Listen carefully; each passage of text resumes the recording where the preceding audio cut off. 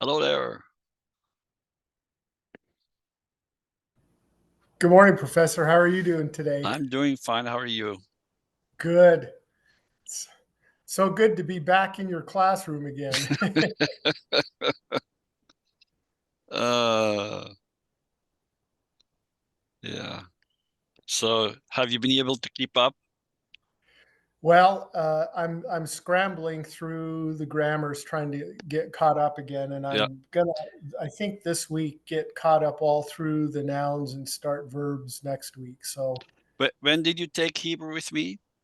So I graduated in 2006, Oh, and the I last need go ahead. I need to send you my latest PDF version of my grammar. Okay, yeah, that would be Yeah. awesome. If you can send me an email, so I have your email address. Actually, I probably do have it already. Let me Yeah, check.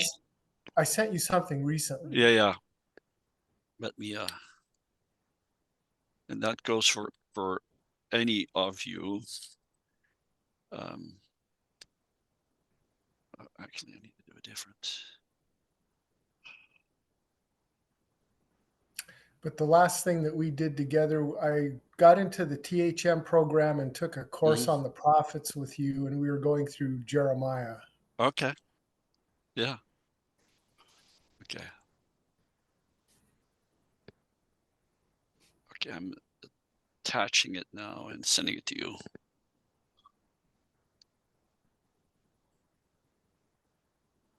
Okay. Well, we still have a little bit of time. Um, what is your name?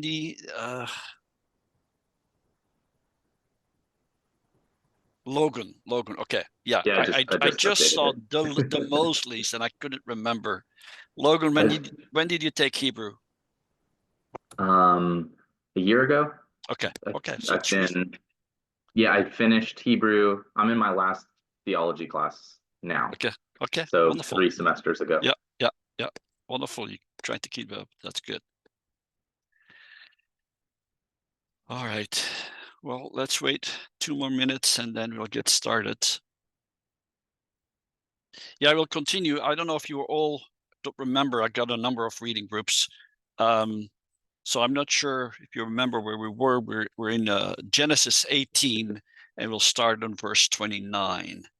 Hopefully we'll finish 18 and start on chapter 19 then. So, yeah.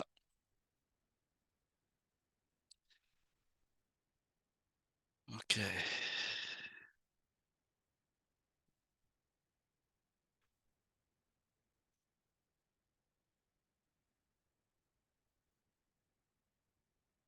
Well, we might as well get started. I don't know. We're here.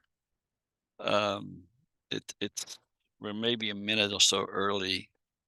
Well, let me open in prayer and then we'll get started. Father, as we open your word, um, I pray that you also open our hearts to comprehend what we're reading and the impact that it should have on our lives. And so we pray for your spirit to work mightily, open our eyes to our own sin, and open our eyes to the glory of your gospel. We pray this in Jesus' name. Amen. All right, let's get started on 29. So Paul, if you could read it up to the Atnach right here, and Logan until after the Atnach. And then Don after in verse 30 up to the Atnach, and then Paul to the end of 30. And then we'll cycle again through the next time. So, Okay, and I apologize ahead of time. I haven't been in Hebrew for a lot of years, and now that I'm getting okay. close Yeah, to I'm sorry. retirement, I switched methodology. I normally ask for volunteers, so I don't want to. If you feel, give it a try. Put it out. let me give it a try. And you may not ask me to do this again for a while, but okay.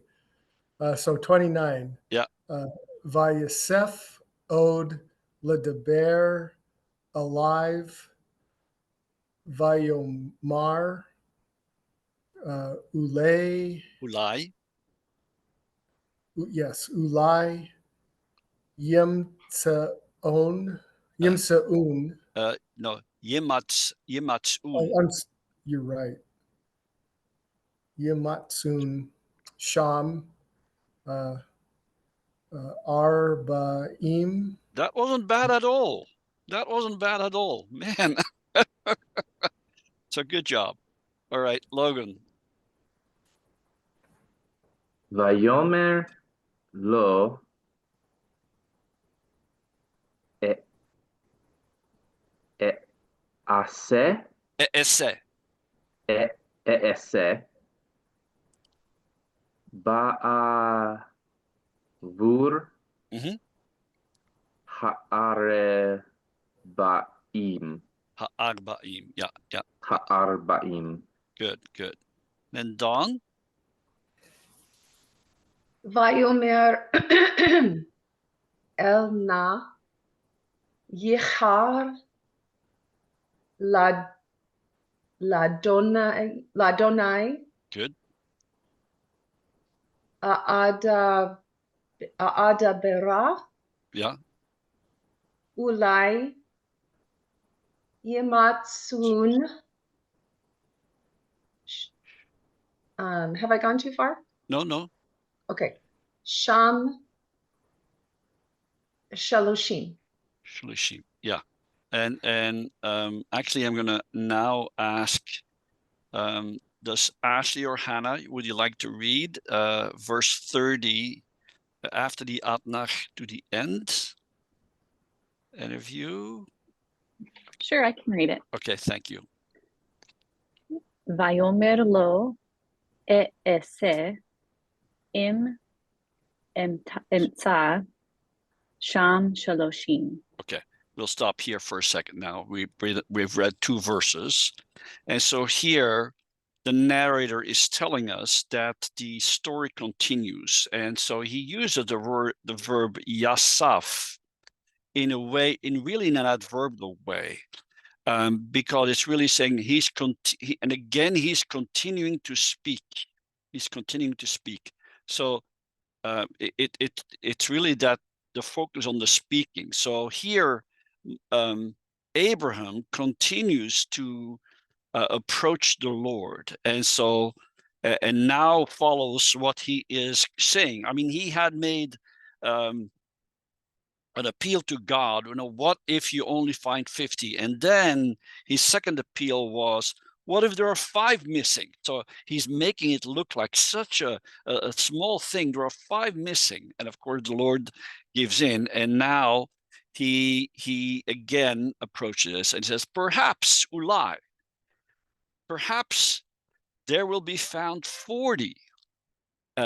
With and it's an abbreviated word. There will be found 40, and then what is included or what is presumed to be understood, if there are only just found 40, will you then allow the righteous to be destroyed with the wicked if there are 40 righteous?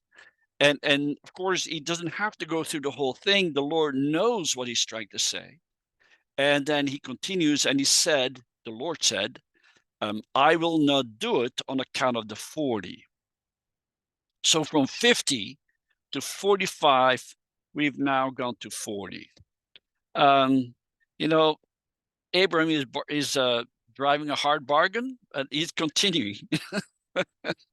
He's really continuing then. And so in 30 then we see, and he said, please let there not be heat to my Lord. Literally, let there not be heat to my Lord, meaning let the Lord not be angry, and let me speak, perhaps. So again, he's continuing. Now he's recognizing that he's keep bringing this up, and so he's using formulas. Alna, let not please there be heat to my Lord, and let me speak. And then he's saying again what he wants to say. Ulai, there will be found, perhaps there will be found there 30. And again, the Lord says, I will not do it if I found there 30. So he's going down a little bit faster now. It's by 10, but he is continuing this. And we see here a typical element in ancient Near Eastern literature where there's a lot of repetition. And it is nice because some of these phrases, like in 31 that we'll see, were used earlier. If you go back to 27, the same verb was being used. And so he's using the same formulations, but not always the same. He has a few lines that he uses and then mixes them, and they cycle back on a regular basis. But again, all in the idea is let's approach the Lord and see if we can get some leniency for not so much for the wicked, but for the righteous who are in that wicked city. All right. So we had done 30. No, we had done 30. And I started to appoint people to read. I will not do that. I forgot. Thought it was on my regular Hebrew class where I can do that. So this is pure voluntary. Who would like to read verse 31 up to the Atnach, and who would like to read after the Atnach? I can read. Thank you. And somebody after the Atnach? Okay, thank you, Logan. I lost the Atna. Where is it? It's right here. It's the next line. Yeah. Okay. Vayomer. Oh yeah. Vayomer hinena po'alti ledaber el Adonai ulai yematzun sham esrim. Good. And then Logan? Vayomer lo ashehit Ashit. ashit Yeah, the patach is a short vowel, so the shava has to be silent. ba'avur cha esrim. Ha-esrim, yeah. So here, and he said, behold, please, I've began to speak. So again, he's entreating the Lord every time with this na. So it's a particle of entreaty to kind of soften it. And he knows he's just going on and on. And so he says, behold, I began to speak to my Lord, which we saw also in 27. Perhaps there will be found there 20. Esrim. Eser is 10. Esrim, the plural, is 20. And then the Lord says, and he said, I will not destroy. And so here it's more clearly, before it was, I will not do it. And it was kind of left unstated what he's going to do. But here it's clear what he's planning to do. He's planning to destroy it on account of the 20. So let's go to 32. Let's see, where again, the Atnach is here. If I can have somebody read up to the Atnach and somebody after the Atnach. Any volunteers? Thank you, Don. Up to the Sure. Atnach. And then, Ashley after the Atnach. Good. Vayomer elna Alna. alna yichar ladona. Ladonai, yeah. Yeah, okay. Va'ada bonbo. Okay. Va'ada bora. Yeah. Okay. Ach hapam Hapa'am, yeah. Ulai yematsun sham asaram. Asara, yeah. Asara. Okay. And Logan. No, Ashley, sorry. Ashley, yeah. Vayomer lo Ashit. ashit ba'avur ha'asara. And so here, again, he uses different lines, and here, let there not be heat to my Lord. Or I do it very wittily here, but it really means let the Lord not be angry, and let me speak yet one more time, hapa'am, this time. And then he says, perhaps there will be found there 10. And so from 50, he comes now to 10. And the Lord, again, it's interesting how the Lord responds. He's not saying, all right, this one time. It's very calm. Okay, I will not destroy on account of the 10. The 10 is the 10 righteous. It's understood in the whole discussion or bargaining. It's understood what Abram is bargaining for. He's bargaining for the righteous. Yeah, one more verse, shorter verse up to the Atnach, if somebody can read that. Okay, Paul, and then 3 words after the Atnach, if someone can read that. Okay, Logan, thank you. Okay, Vayelech. Vayelech. Adonai- Vayelech. The accent is on the yeah. Okay. Vayelech Adonai ka asher kilah lidaber el Avraham. Mm-hmm.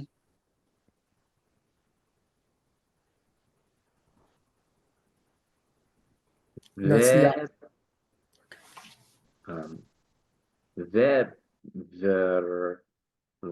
hold on. Ve'Avraham Mhm. shav lemecho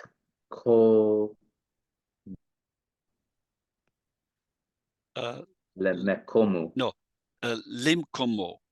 Limkomu. Yeah, limkomo.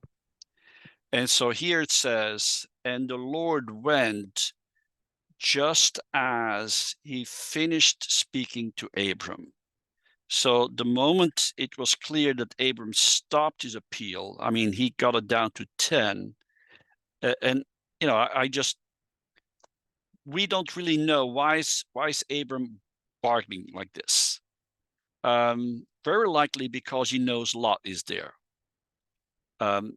Is he thinking, well, at least there should be 10? We don't really know. We can't really say that, but you wonder, right? Did he stop at 10 because he thinks, okay, the city is safe, because 10 there will be 10 there to be found, but he stops there. We don't know. And then Abram returns to his place. But Avraham shav limkomo, he returns to his place. So they both are satisfied with the bargain that went on, and they now settle. They go each to his own way. Yeah, interesting, isn't it? On how strongly Abram kept approaching the Lord. I mean, if you look at it, he did it with 50, 45, 40, 30, 20, 10, right? I mean, so 6 times he appeals to the Lord for the same thing in a very short span. I think we can learn something from that, when we are praying for something, really come before the Lord anyway. So, but we see the Lord acting very graciously. I mean, can you imagine if you plan to do something and somebody thinks, oh, I want you to stop or change it, and keeps pestering you like that? How quickly would we get our heat up? I don't know. I might have taken the first, I might take the second, but I think at the third I would really get annoyed. None of that is being said here. And I think it is because the Lord is portrayed as long as being very patient, All right, let's get to 19, verse 1. I'm trying to see where the Atnach is. So the Atnach is here. if I can have a volunteer to read it up to the Atnach and then somebody to after the Atnach. I I'll will. read to Okay. that. All right, good. Christina, you can do it before and Mark can do after. Vayavo'u Shnei Hamalakim Sodoma Ba'erev Velot Yoshev B'sha'ar Sodom.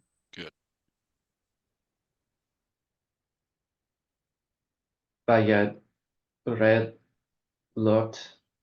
Yeah, this is a little bit tricky because the Aleph here is just dangling there doing nothing. So we just have to say Vayar Lot. So the Aleph is, we have that in English a lot. We have a lot of consonants that have no functioning pronunciation. And that's something that is done here also. Vayakam. Vayakom. This is a tricky one. This is a Kamesh Hatuf. And how do I know this? Really only because I know it's from Kum and they act like that. We need to have an U-class vowel there. Lik Radham.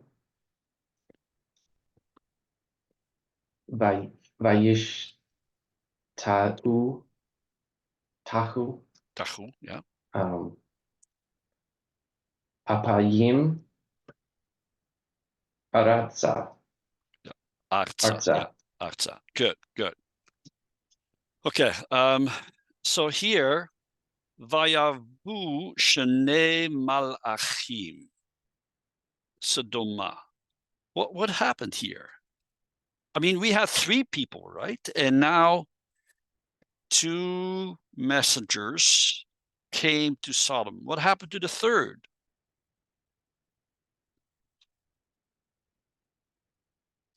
Well, the story doesn't really tell us, does it now? But I mean, you can have some speculation. We already saw there were 3 people coming to Abram. The 2 left first, and then Abram and the Lord were still talking. I had one professor say, well, 2 went to Sodom and the Lord went to Gomorrah. We don't know, so it's just interesting, but I think whatever they would have done, they would have done the same for Gomorrah, or it's included here. So here, the 2 messengers, the 2 angels, however you would like to translate that, came to Sodom. So Sodom here has a kametz he at the end, which is a helokal.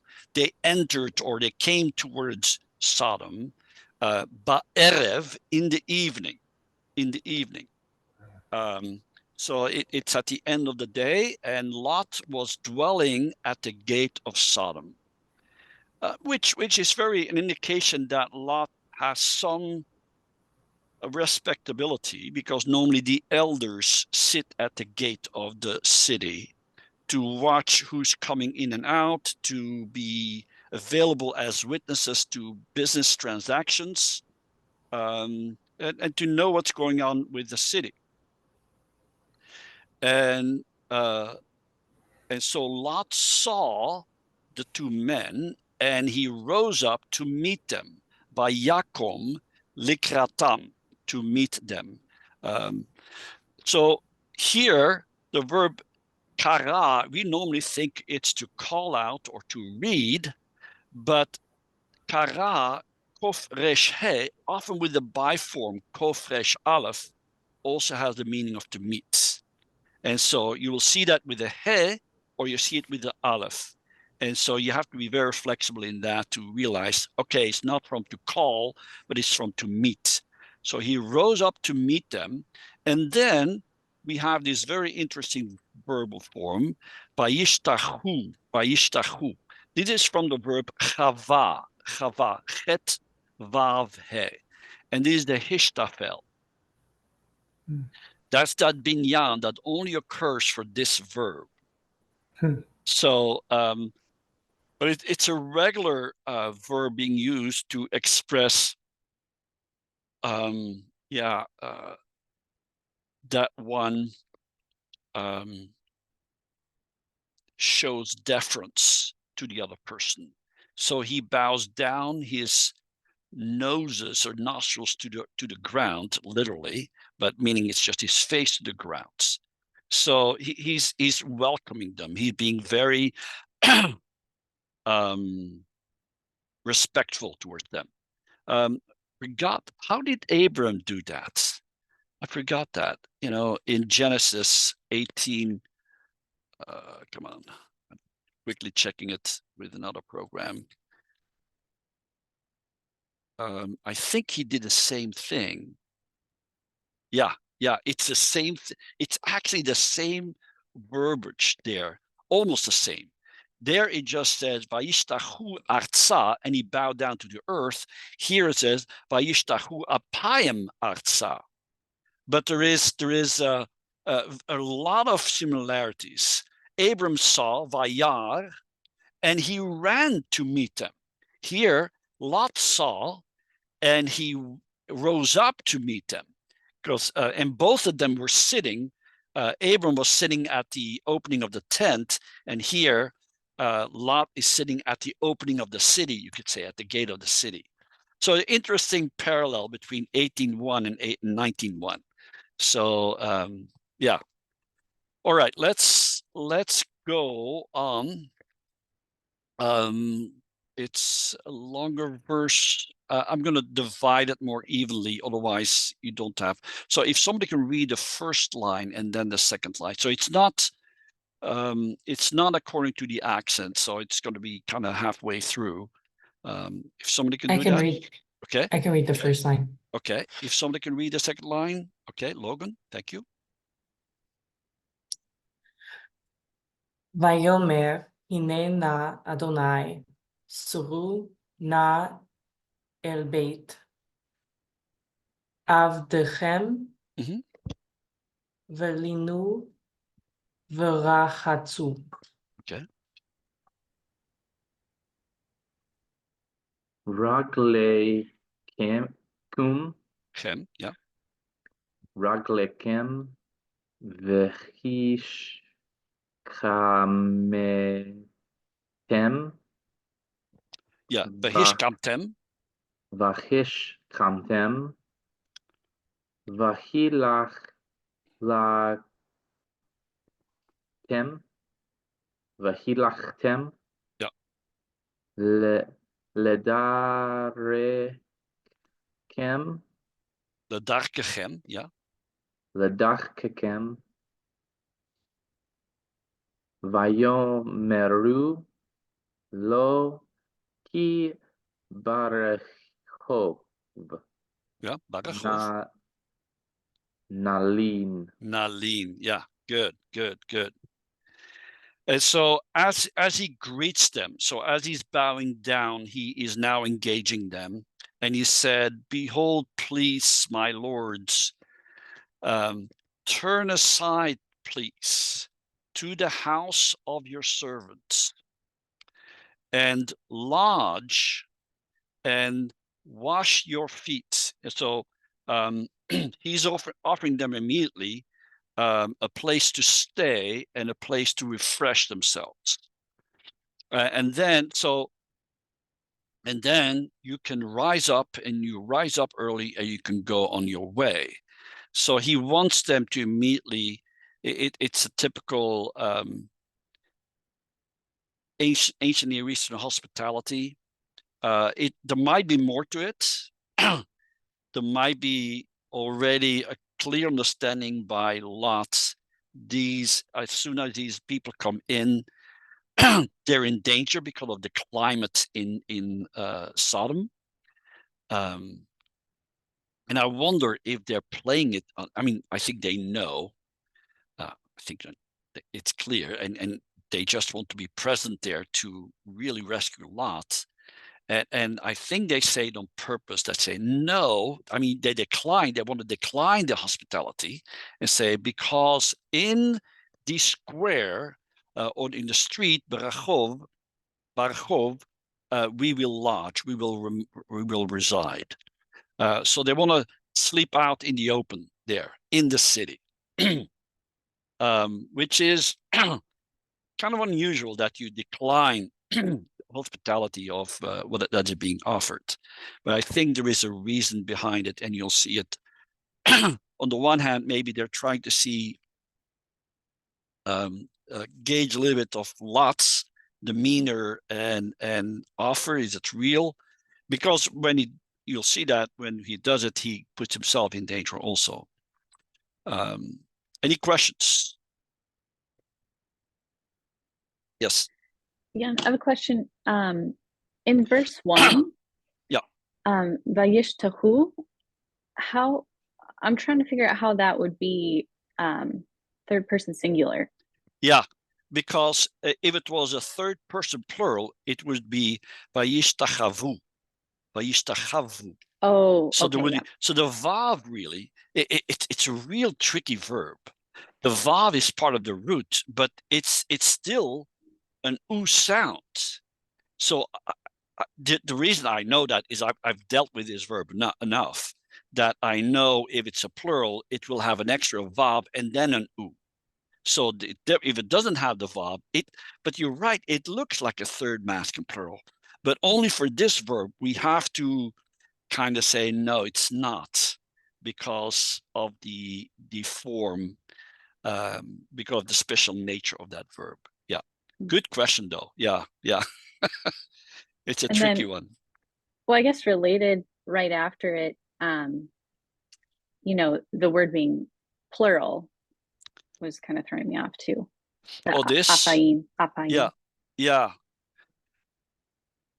It's normally af, right? It's nose, but really it stands for the nostrils, and it's trying to say really, and sometimes they use the word panim. So the nose stands really for the whole face, meaning he's bowing down with his face towards the ground. But it's a pas pro toto. It's a part of the face is being used to indicate that it's now bending down towards the earth. And if the nose goes down, doesn't go by itself, the whole face goes. But for some reason, he's using that form. I think we had it earlier also somewhere. I have to check this. I thought we had the apaim being used earlier in the passage, in the chapter of, I think, chapter 18. Yeah. It's a little bit. I would have expected normally panim, to be honest, but I think here it's just using the nose as an indication that everything, the whole body is going down towards the earth, to show deference to the visitors. Thank you. Yeah. All right, let's go to verse 3. Yeah, we can divide it by atnach. If somebody read it before the before the atnach and then somebody after. Okay, I saw Don and Christina. Don, if you could read it up to the first part, and then Christina after the atnach. Yeah, thank you. Vayivsar, bam, Mhm. ma'od, vayasuru, is that right? Vayasuru, Vayasuru. alive, vaya vo Mhm. el beto. Beto. Good. Vayas lahem mishte umatzot afa vayochelu. Yeah. So here, after the negative response, Lot doesn't let it go by. It treats a little bit like a bargaining session. Okay, so he's pressing them. He said, "Oh no, you shouldn't." And so he pressed them very much, and so then they turn aside to him. So what he's saying here is they listened. They indeed gave in, and they entered into his house. And then he made for them a meal, a feast, and unleavened bread. Matzot afa, he baked. So he baked unleavened bread, and they ate. Why is he making matzot? Why not with leaven? Maybe it's, that's much faster. I take it to make so you don't have to let it rise. So at the spur of the moment, he quickly makes them food, and they eat. I don't want to read any theological instance or significance in it. I think it's just a matter of, okay, we didn't have bread, but we'll make something very quickly to show hospitality to our visitors. It's interesting. So he made for them mishteh is normally a feast. It doesn't really explain further what the feast is, because just some matzos is not really that that special. I mean, you can get some very flavored matzos now, but I'm not sure he was doing that. So I'm not sure what else was included there, but it shows him really extending his hospitality and to these people. I take it he also washed their feet, because that would be something that would be done in those days, or had at least a servant prepare for their feet to be washed. Any questions? Okay. All right. Verse 4. I'm not going to. Okay, we'll read it up to the Zakef Katon. If somebody could read that here, and then somebody after the Zakef Katon, otherwise the vision is kind of lopsided, too lopsided. I have a volunteer. Okay, Ashley, up before the Zakef Katon, and Christina after. That's good. טרם ישכבו ואנשי העיר אנשי סדום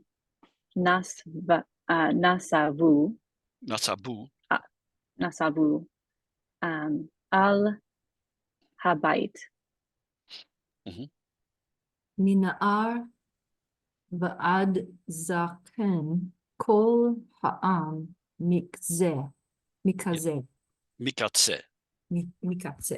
Yeah. So here, terem. Terem is normally like before, and so yishkavu, before they lay down, and so here we have, this is normally imperfect, right? But there is one rule, that if you have an imperfect with the word terem, that this is then a leftover of the old yaktul. So it's the old preterite. The preterite that we normally see occur with a vav.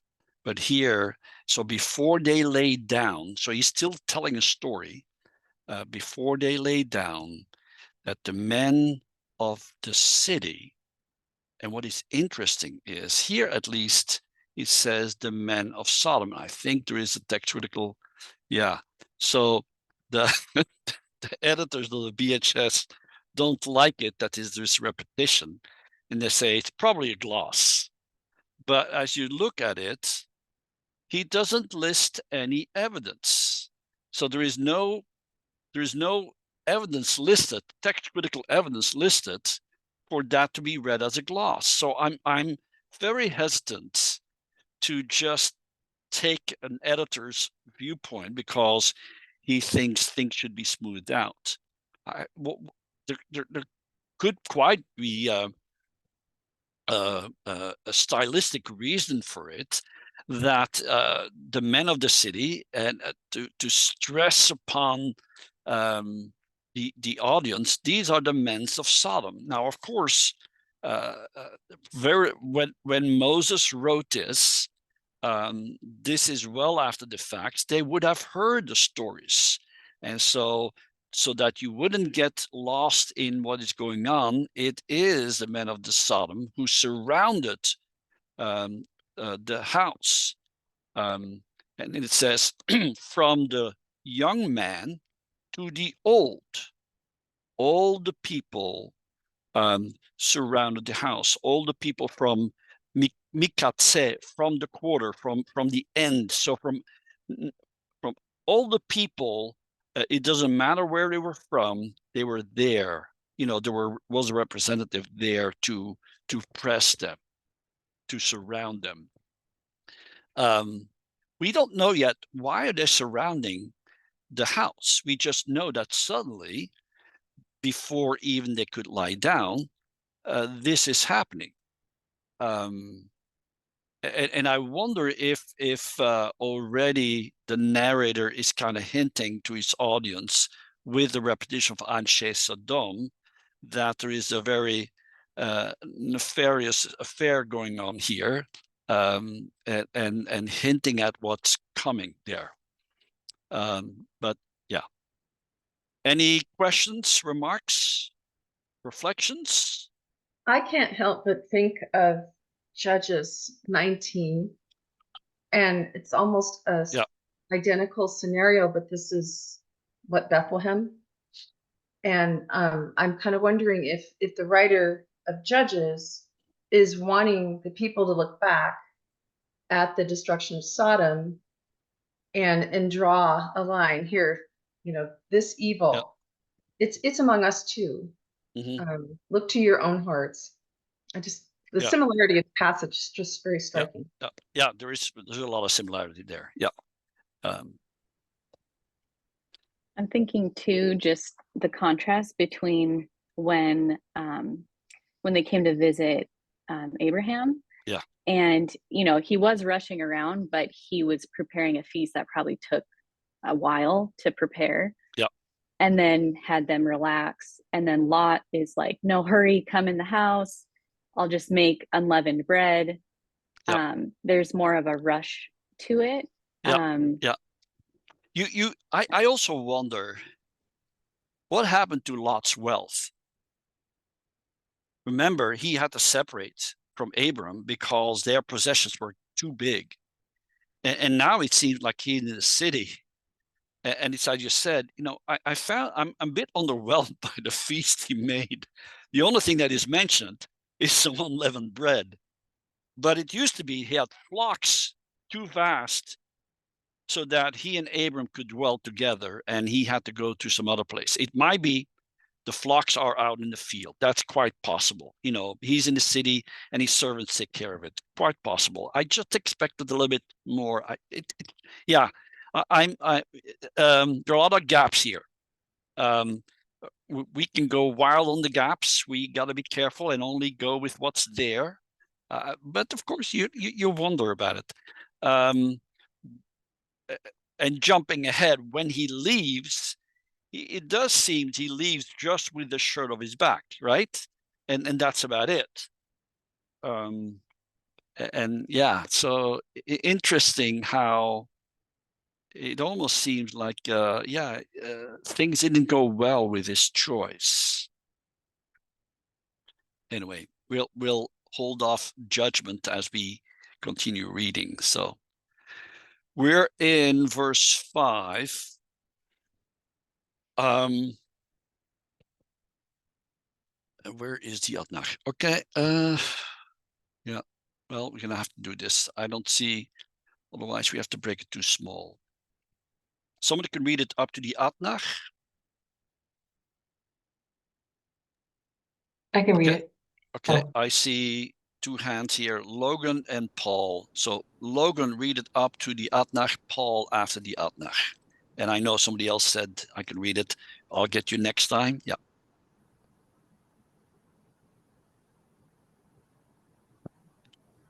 Vayek Reu el Lot va Omeru lo Ayeh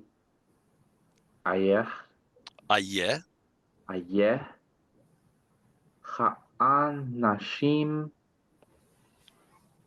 Asher Ba'u Elecha. Yeah, Elecha. Halayla. Yeah, good. Halayla. Good. Hotzitem, Hotziem, Otziem, Elenu, Vaned, Vaneda. yeah, Hotam. Vaneda, Okay, there we go. Vaneda, yeah, the vocal shava. Mhm. Otem, Otam, yeah. Tom. Yeah, and so here, Vayikra Elot, and they cried out, they called out to Lot, and they said to him, Ayeh ha'anashim, where are the men, asher ba'u alecha halayla, who came to you tonight? So they knew that Lot had gotten visitors. And so maybe they just want to greet them, right? They want to be hospitable too. Well, let's read on. And now it says, there is a command, Hotziem elenu, bring them out to us, so that, because this is a cohortative, and when you have an imperative followed by a vav with a cohortative, the vav indicates the result, so that we may know them. And nada, it's not just to greeting, it has a sexual nature here. Okay. Yada, to know, can mean to know sexually, to have relations, sexual relations with them. So it immediately becomes clear that they have a very negative attitude towards these people, and you can immediately sense the negative doings of the city there. Quite a turn of effect, of events. It becomes clear that Sodom has descended into wickedness, which we already knew from earlier chapters, right? In chapter 13, when Abram didn't want to have anything to do with the king of Sodom, or what is 14, yeah. So here again, we see it more clearly spelled out why Abram was very hesitant in having to want to have dealings with the king of Sodom, and now something very negative with the king, with the people of Sodom. Yeah. All right. Who wanted to read last time? That was me. Okay. If you can read verse 6, and if somebody can read verse 7, two short verses. Volunteer for 7? Okay, Mark, thank you. Vayatse alehem lot hapetha v'hadelet sagar aharav. Good. And then Mark. Vayomar alna alche tareu. Yeah, achai tareu. Yeah. And so here, and Lot went out to them at the opening at the door, and the door was shut after him. So he's trying to create a buffer here. Actually, you could say two buffers, himself and the door, between these wicked men outside and the two visitors that he has. So, and he steps out to reason with them. Somehow Lot thought that there was still a chance that they could come to their senses. Of course, again, reading between the lines, my question is, why did, if Lot, this cannot be the first time that this happens, that suddenly, this has never happened before. I don't understand this. I got my gut feeling that this was not the first time. And my question is, why did Lot stay there? Why did he not leave? Anyway, and so he said, Al na achai, no, please, my brothers. So actually, do not act wickedly, so my brothers. I was reading it too fragmentedly. It's the al is a negation of this, but it's interesting because normally al stands immediately in front of the verb. Sometimes na is placed in between. Normally follows it, but it can be placed in between. But now even achai is placed in between. So to have that gap, it's an interesting way of expressing it here. The al again marks it as a specific prohibition. Do not act wickedly, but then he softens it with the na. Please do not act wickedly, my brothers. So he is trying to reason with them to not go that route. So two short verses with very interesting information here or ideas. Let's go to, so from two short verses, we go to one long verse. Verse 8 is pretty long. So I'm going to break it up. So here we have the Zakef Katon. If somebody can read it to the Zakef Katon, a volunteer. Okay. Christina, you can read that. And then Don after the Zakef Katon to the Atnach right here. And then after the Atnach, if someone can take that to the end. Volunteer for that. Okay, Logan, thank you. Hinena li shete vanot asher lo yada'u ish. Good.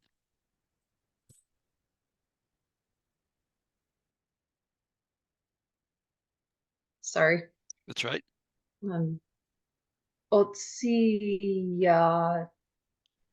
Otsia a. Yeah, Otsia. Otsia na eten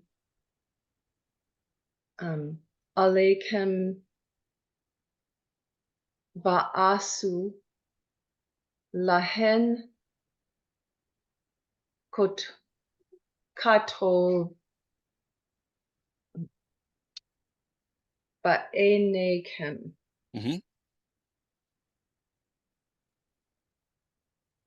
Rak la'anashim ha'el al ta'asu davar ki al ken ba'u betzel korati. Yeah. So very, very troubling verse, all right? And it says, behold, please, there is to me, Lee, 2 daughters, shete banot, asher lo yada'u ish, who have not known a man, meaning they have not been married. And then it says, Otziana eten alechem. Let me bring them out to you. Va'asu lahen kotov ve'enechem. And do to them according to what is good in your eyes. And then it says, only to these men, and I'll come back to this, to these men do not do a thing, because they have come under the shelter of my roof, meaning they're under my protection. I mean, lots of troubling things. You know, I have 3 daughters. I would not, this is really quite troubling. Now, interestingly enough, is that the way this is referring to these men, it is not the way normally these is written. Normally it is ha'ele. And it's almost as if there is a hint as to these divine men. That there is a hint for that. Now, I think there are, the Samaritan Pentateuch and another markers, another source reads it as El, but at least here is Ha'el. I just wonder. It also could be that Lot knew very well these were angels. You don't. But it's still, the way it is presented, it seemed a bit harsh. Man, your own daughters. Yeah. This is not an easy text. So for me, this is a typical thing, a typical marker. This is the scriptures are not cleaned up. It is as it is. They describe how the situation was. They're not going to sanitize things. It's offensive to some people. It's hard to understand. It is not an easy thing to read. But that's what happens. That's what happens. Again, I just wonder what the state, the mental, spiritual state of Lot is. I just don't know. But yeah, any reflections? Yeah, the New Testament, I think Peter in one of his letters called Lot righteous. Mm-hmm. And I think the only evidence we have of that is that the Lord wouldn't destroy Sodom until they were out. He couldn't do anything until they were out. Yeah. Yeah. And while he's righteous, it doesn't mean he's perfect. Yeah, Sodom had a profound effect on him. Yeah.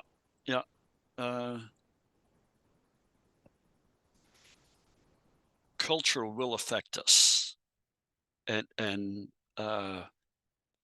we sometimes seem to be like those proverbial frogs in hot water, and the water is getting hotter and hotter, and we have to keep measuring or keeping our eyes on God's word to really examine culture. Otherwise, we will not be able to understand it well. We need to keep our fingers in the word, because that is the absolute standard. We will fall otherwise if we don't do that. Any other reflections? Sorry if I'm talking too much, but no, not at all. But also, it just seems like there's something in this family about sacrificing their women. Abram in Egypt sacrificed his wife essentially to save his own skin, and now Lot's doing the same thing with his daughters. There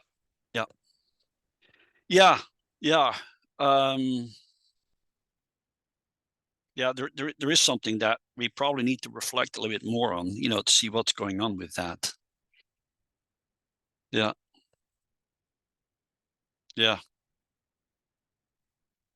With Abram, just having received all these promises, it had not sunk in yet, because he turns around and he's only concerned about his life when God said, I'm going to make you a great nation. I wonder how much he believed, God. It's only in chapter 15 that it says that Abram believed God. So it's later. And even then, in chapter 20, he kind of does the same thing with Abimelech. I think only in 22 do we see a clear faith when God asks him to sacrifice his son, that he's willing to do that. And as the New Testament says, that he believed that God could raise him up. And so that's where I think the real faith comes in. But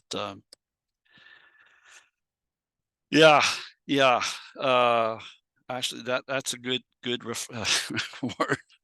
I don't know what's going on with that. Yeah. Okay, let's go to 9. Do we have time? we have time for one verse and then we'll have to stop there. So if somebody can read the first line and somebody the second line to make it simple.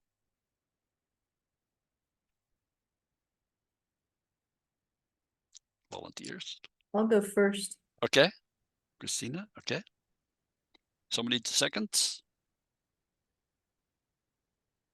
Okay, I'll go second. That's fine. Let's do it. Vayomru gesh hal'ah vayomru ha'echad ba lagur vayishpot shafot ata. Nara lecha mahem vayivtzeru ba'ish balot me'od vayigeshu lishbor hadalet. And they stand gesh ha'ala, so really get out of the way, really. And they said, this one, the one, has come to sojourn. Now, they are referring to Lot. While he came from another place, and years have passed, but he is still considered an outsider, which might be to the benefit of Lot, that he's not yet marked as with the same, same as the others, and he's continually judges. Will he now continue to judge us? We will do evil to you more than to them. So we will do more evil to you than to them. And so then he says, and they pressed against the man, against Lot, very much. And they drew near to break down the door.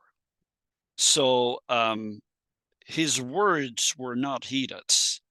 And so they are really wanting to get in and will not, his words, what Lot said is not to do this thing, what was already for them too much of a judgment. And they considered him, he's now becoming a judge. He's continuing, I take this, remember, this is an infinitive absolute, but now it's following. Remember, when the infinitive absolute precedes the verb of the same root, it's surely. But if it's following, it means continually. So, and he's now continuing judging us. And then, so what they're saying is that just him being there and just these kind words of not doing that seems to be enough for them, that they feel being judged by Lot. And then, of course, they try to force their way in. Any last reflections? I might have rushed that last verse a little bit, but all right. Well, let's meet again next week if you can. There will be a week, the first and second week of July, I cannot meet. I'm driving my daughter up to Alaska, where she's going to move to. And then it takes 6 days, and I'll spend a few days there, and then I'll be coming back. But so it will be the 2nd and the 9th of July. I will not be able to meet. Just keep that in your, on your radar. And then we'll continue on the 16th. Okay. All right. Thank you, guys. Good to have you here. Thank you for your contributions and your participation. Thank you so much. Yep. Bye-bye. Thank you.